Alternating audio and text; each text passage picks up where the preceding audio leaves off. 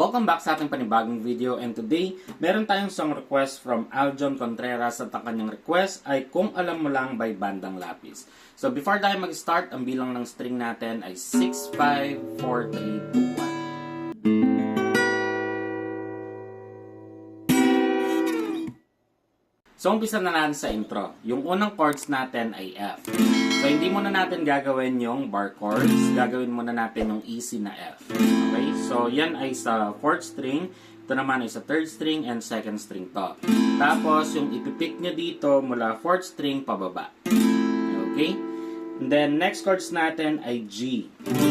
So yung G naman natin, ito ay sa 6th string, 5th string to, 2nd string to, and 1st string naman to.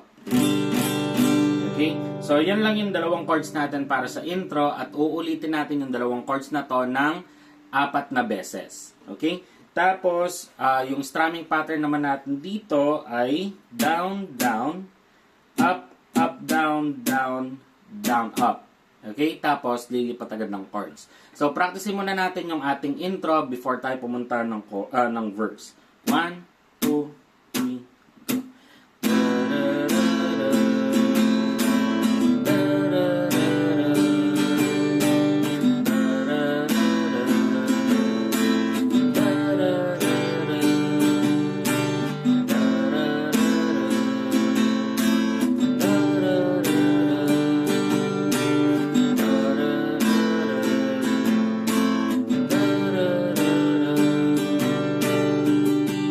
dito naman tayo sa ating verse. Meron lang tayong dalawang chords ulit at yan ay C.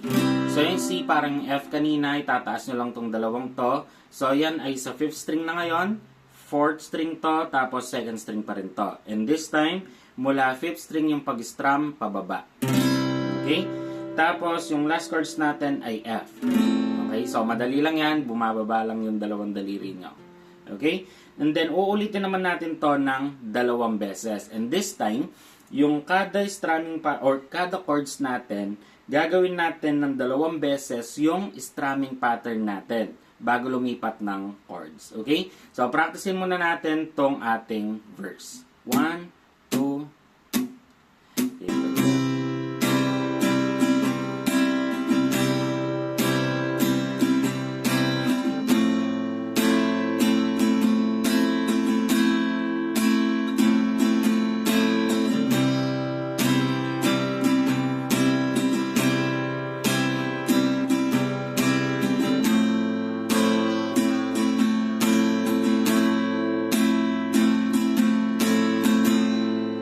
dito naman tayo sa ating pre-chorus. Ito na yung part na kay bilis ng mga oras, kay bilis ng panahon. So yung mga chords natin doon ay A minor.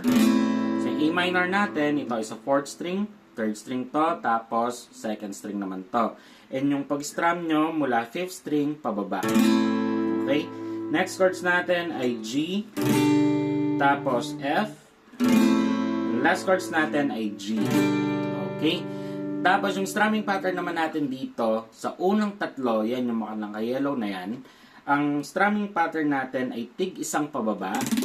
Okay? Tapos lilipat agad ng chords.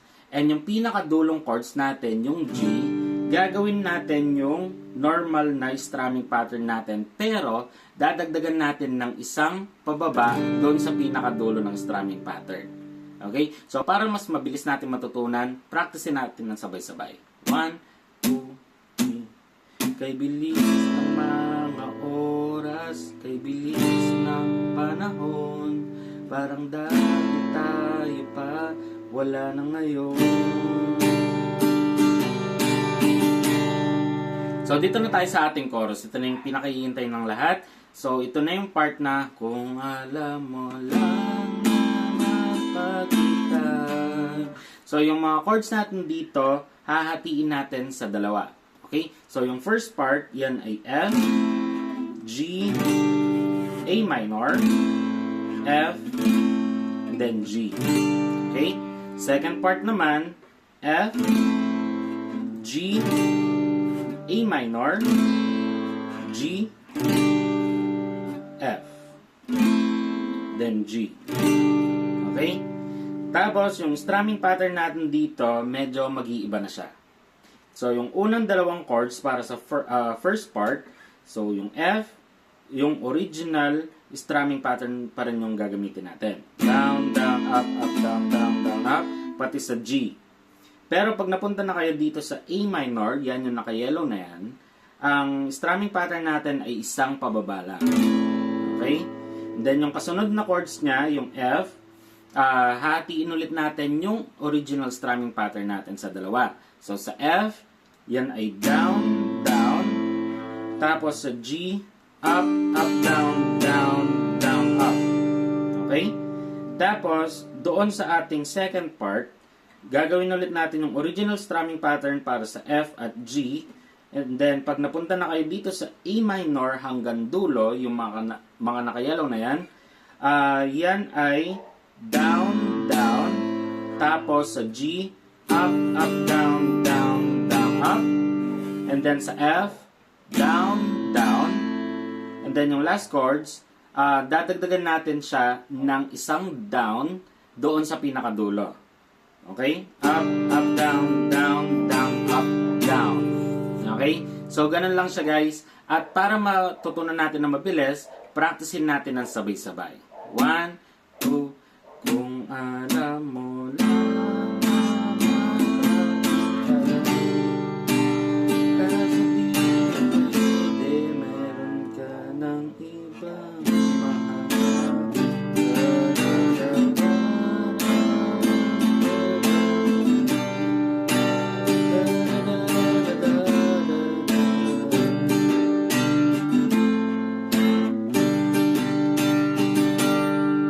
So, yung bridge naman natin, ito na yung part na kung maibabalik ko lang oras na nasayang na kahapon. So, yung mga chords natin doon ay A minor, tapos G, F, and then last chords ay G. Tapos, uulitin natin yung apat na chords na to ng 2 beses. And then, yung strumming pattern natin dito, para sa A minor at G, yan ay down, up, down, up. Okay? Down, up, up. Tapos, down, up. And then, pag napunta kayo dun sa unang ikot na F, okay? Yan ay down, down. Tapos sa G, up, up, down, down, down, up. Okay? Tapos, dun sa pangalawang ikot, uulitin natin yung strumming pattern ng A minor. Tapos, G. Pero, this time, sa pangalawang ikot, yung F natin, gagawin na natin yung regular or yung normal na strumming pattern.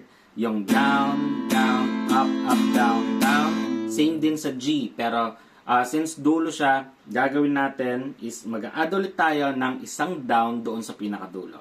Okay? Down, down, up, down, down, down, up, down. Okay? So, gano'n lang siya guys. Tara, practicein natin ng sabay-sabay yung ating bridge. 1, 2, kung maibabalik ko lang oras na nasayang lang kahapon, sana bumagsak sa panahon, huli ng lahat para sa akin.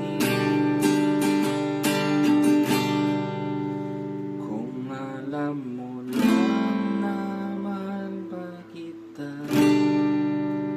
kaso di na pwede.